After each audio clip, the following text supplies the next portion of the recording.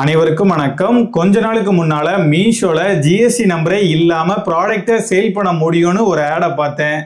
அது எப்படா ஜிஎஸ்டி நம்பரே இல்லாம ப்ராடக்ட்டை சேல் பண்றதுன்னு நான் இதை பத்தி தேடி தெரிஞ்சுக்கிட்ட வரைக்கும் நான் தெரிஞ்சுக்கிட்ட விஷயங்களோட சேர்த்து மீஷோல ஒரு ப்ராடக்ட்டை சேல் பண்றதா இருந்துச்சுன்னா நீங்க தெரிஞ்சுக்க வேண்டிய விஷயங்களெல்லாம் நான் இந்த வீடியோ மூலமா உங்க கூட ஷேர் பண்ணிக்க போறேன். அந்த வகையில மீஷோ பத்தின ஒரு சின்ன இன்ட்ரோவோட இந்த வீடியோவை ஸ்டார்ட் பண்ணா நல்லா இருக்கும்னு நினைக்கிறேன். மீஷோ தொடங்கப்பட்ட 2015 காலகட்டத்தில் அமேசான், ஃப்ளிப்கார்ட் இந்த ரெண்டுமே அதோட உச்சத்தில் இருந்துச்சு. இவங்க கூட போட்டி போடணும் அப்படின்னா அதுக்கு நமக்கு பயங்கரமான பிராண்டிங், மார்க்கெட்டிங் இது எல்லாமே தேவைப்படும் சொல்லி புரிஞ்சுக்கிட்டவங்க நம்ம ஒரு சைடில் பிராண்டிங், மார்க்கெட்டிங் இது எல்லாத்தையுமே பண்ணுவோம். அதே மாதிரி மார்க்கெட்டிங் பண்ணி ப்ராடக்டை சேல் பண்ணுற வேலையை ரீசெலர்ஸ் கிட்டையும் கொடுத்துடலான்னு சொல்லி பிளான் பண்ணி மீஷோல இருக்கக்கூடிய ப்ராடக்ட்டுக்கு நீங்களே மார்ஜினை ஃபிக்ஸ் பண்ணி அந்த மார்ஜினோட சேர்த்து அந்த ப்ராடக்டை உங்களோட சோஷியல் மீடியா அக்கௌண்ட்டை யூஸ் பண்ணியோ இல்லை எப்படியாச்சும் ப்ரொமோட் பண்ணி அதை சேல் பண்ணீங்கன்னா நீங்கள் ஃபிக்ஸ் பண்ணியிருக்கக்கூடிய மார்ஜின் அமௌண்ட்டை உங்களுக்கே கொடுத்துருவோன்னு சொன்னாங்க. இதனால நிறைய ரீசெல்லர்ஸ் இந்த பிளாட்ஃபார்முக்குள்ளே வந்து அவங்க அந்த ப்ராடக்ட் எல்லாத்தையுமே ப்ரொமோட் பண்ணி சேல் பண்ண ஸ்டார்ட் பண்ணாங்க. இது மீஷோ எதிர்பார்த்த மாதிரியே ரொம்பவே நல்லா போயிட்டு இருக்கும்போது பேரலா மீஷோவோட நேமும் பல இடங்கள்ல பிரபலமாக ஸ்டார்ட் ஆகிருந்துச்சு. இது கூடவே அவங்க எதிர்பார்க்காத ஒரு விஷயமும் நடந்துச்சு. நிறைய ரீசெல்லர்ஸ் இந்த பிளாட்ஃபார்முக்குள்ள வந்ததுனாலேயே அவங்க எல்லாருமே ஒரே ப்ராடக்டை டிஃப்ரெண்ட் பிரைஸ்ல கஸ்டமர்கிட்ட சேல் பண்றதுனால அவங்களுக்குள்ளே ஒரு பயங்கரமான போட்டி உருவாகிடுச்சு. இந்த போட்டிக்கு நடுவில் தான் மீஷோவும் இமேஜ் சர்ச் ஃபியூச்சரை இன்ட்ரடியூஸ் பண்றாங்க. இந்த ஃபியூச்சர் ரீசெலர்ஸ்க்கு எந்த அளவுக்கு யூஸ்ஃபுல்லா இருந்துச்சோ இல்லையோ கஸ்டமர்ஸ்க்கு ரீசெலர்ஸ் அனுப்பக்கூடிய இமேஜஸை மீஷோல அப்லோட் பண்ணி அதே ப்ராடக்டை கம்மியான பிரைஸ்ல மீஷோல இருந்தே டைரக்டா பர்ச்சேஸ் பண்றதுக்கு ரொம்ப யூஸ்ஃபுல்லா இருந்துச்சு. இது போதாதுன்னு ரீசெலர்ஸ் கிட்ட இருந்து ப்ராடக்டை ஆர்டர் பண்ணியிருந்தாலுமே அது டெலிவர் ஆகும்போது மீஷோல இருந்து ப்ராடக்ட் ரிசீவ் ஆகுற மாதிரி காமிக்கிறதுனால அந்த ப்ராடக்டோட பிரைஸை மீஷோல செக் பண்ற கஸ்டமருக்கு அது கம்மியா இருக்கிறத பார்த்ததும் இந்த ப்ராடக்டை எதுக்காக இவ்வளோ பிரைஸுக்கு என்கிட்ட சேல் பண்ணீங்கன்னு சொல்லிட்டு ரீசெலர்ஸ் கிட்ட சண்டைக்கு வர ஸ்டார்ட் பண்ணிட்டாங்க. இதனாலேயே நிறைய ரீசெலர்ஸ் இந்த பிளாட்ஃபார்மை விட்டு விலக ஸ்டார்ட் பண்ணியிருந்தாங்க. அதுக்கப்புறமா மீஷோவும் அவங்களோட வளர்ச்சிக்கு முக்கிய காரணமா இருந்த ரீசெலர்ஸோட முதுகுலையே குத்திட்டு இதுக்கப்புறமா எங்களோட பிளாட்ஃபார்ம்ல ரீசெல்லிங் ஆப்ஷன் இருக்காது, அதுக்கு பதிலாக நாங்கள் டைரக்ட் செல்லிங்கை தான் ப்ரொமோட் பண்ண போறோம்னு சொல்லிட்டாங்க. மீஷோ இந்த மாதிரி ஒரு முடிவை எடுத்ததுக்கு காரணம் மீஷோவுக்கு அதிகப்படியான லாபம் கிடைக்கணும் அப்படிங்கிறது மட்டும் கிடையாது. ஒரு சில ஃபேக் ரீசெலர்ஸ் பண்ணக்கூடிய மோசடிகள்னால மீஷோவுக்கு ஏற்பட்ட இழப்புகளும் ஒரு காரணம் தான். இப்படி ரீசெலர்ஸை கலட்டி விட்டதுக்கு அப்புறமா கிரியேட்டர்ஸோட கைகோர்த்து மீஷோ கிரியேட்டர் ப்ரோக்ராம்னு ஒரு ப்ரோக்ராமை 2025ல லான்ச் பண்ணியிருக்காங்க. இந்த ப்ரோக்ராம்ல நீங்க ஜாயின் பண்றதுக்கு நீங்க ஒரு சோஷியல் மீடியா கண்டென்ட் கிரியேட்டராவோ, பிளாகராவோ, வெப்சைட் ஓனராவோ இருந்தீங்கன்னா ஜாயின் பண்ணிக்கலாம்.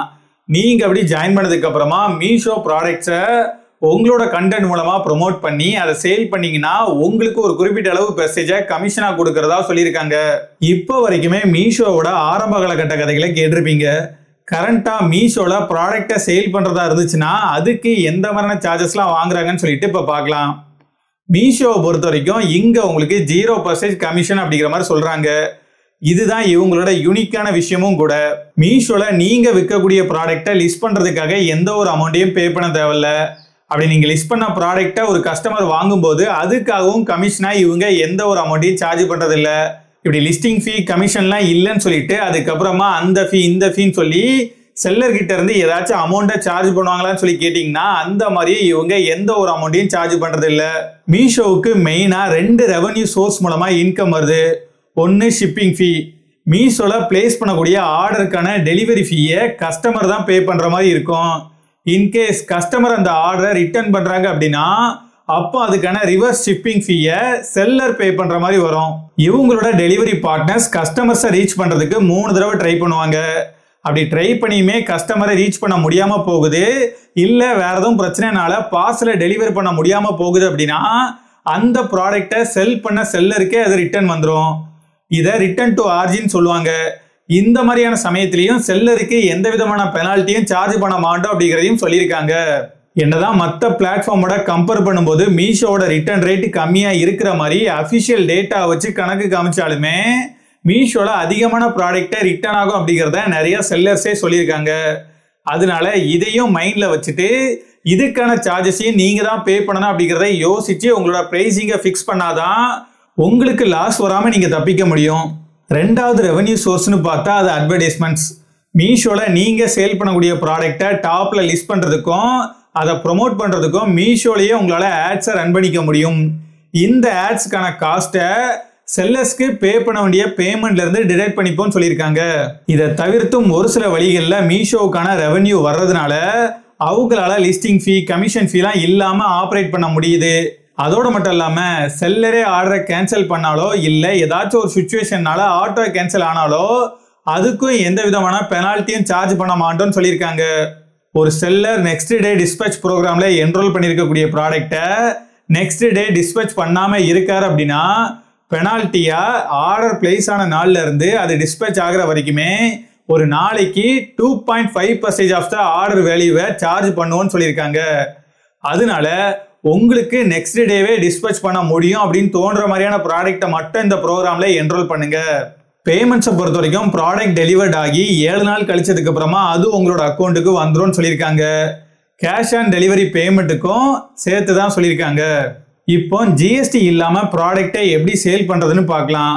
ஸ்டார்ட் செல்லிங் அப்படிங்கிற ஆப்ஷனை கிளிக் பண்ணதுமே உங்களோட மொபைல் நம்பரை என்டர் பண்ண சொல்லுவாங்க. அந்த மொபைல் நம்பருக்கு வந்திருக்கக்கூடிய ஓடிபியை நீங்க என்டர் பண்ற மாதிரி இருக்கும். இதுக்கப்புறமா நெக்ஸ்ட் ஸ்டெப்ல உங்களோட name, email ID, address, PAN டீடைல்ஸை என்டர் பண்ண சொல்லுவாங்க. நீங்க எப்படி என்டர் பண்ணக்கூடிய டீடைல்ஸை வச்சு மீஷோ உங்களுக்காக ஜிஎஸ்டி ரெஜிஸ்ட்ரேஷன் பண்ணி அதுக்கான என்ரோல்மெண்ட் ஐடியையும் உங்களுக்கு கொடுக்கறதா சொல்லியிருக்காங்க. இல்லைனா நீங்களே டைரக்டா ஜிஎஸ்டி ரெஜிஸ்ட்ரேஷன் பண்ணி அதுக்கான என்ரோல்மெண்ட் ஐடியை இங்க என்டர் பண்றது மூலமா ப்ராடக்டை சேல் பண்ண முடியும். என்னதான் செல் வித்தவுட் ஜிஎஸ்டின்னு சொல்லியிருந்தாலுமே ஜிஎஸ்டி ரெஜிஸ்ட்ரேஷன் கூட பண்ணாம உங்களால இங்க ப்ராடக்ட்டை சேல் பண்ண முடியாது. அப்புறம் ஜிஎஸ்டிலேயுமே 2 இருக்கும். ஒன்று ரெகுலர், அப்புறம் இன்னொன்று காம்போசிட்.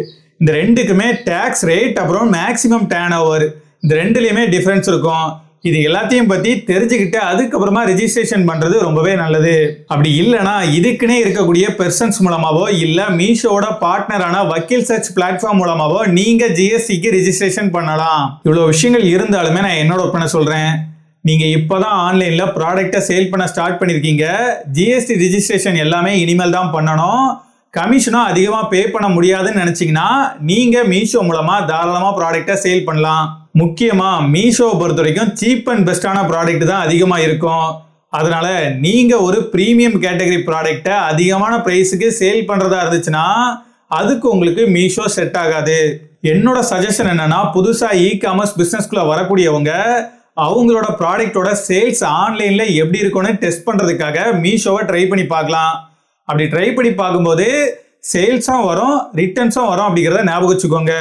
உங்க ப்ராடக்டோட சேல்ஸ் ஓரளவுக்கு பிக்கப் ஆனதுக்கு அப்புறமா அதை மற்ற பிளாட்ஃபார்ம்ஸ்லயும் லிஸ்ட் பண்ணி அந்த பிளாட்ஃபார்மோட காஸ்ட்டுக்கு ஏற்ற மாதிரி உங்களோட பிரைஸையும் ஃபிக்ஸ் பண்ணி சேல் பண்ணுங்க. வெறுமனே மற்ற பிளாட்ஃபார்ம்ஸை மட்டுமே டிபெண்ட் பண்ணி இல்லாம உங்களுக்கான ஓன் வெப்சைட்டையும் பில்ட் பண்ணுங்க. அந்த வெப்சைட் மூலமா டைரக்டா ஆர்டர் எடுக்கவும் ட்ரை பண்ணுங்க.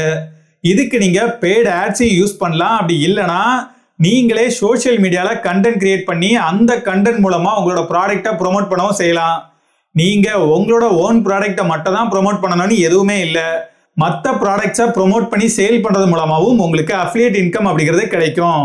அதனால இப்போ இருக்கக்கூடிய மார்க்கெட் சுச்சுவேஷனுக்கு ஆன்லைன் ஸ்டோரோட கண்டென்ட் கிரியேஷனையும் சேர்த்து பண்ணீங்கன்னா பெஸ்டா இருக்கும் அப்படிங்கிறது என்னோட ஒப்பீனியன். உங்களோட ஒப்பீனியனை கமெண்ட்ல சொல்லுங்க. பட்டா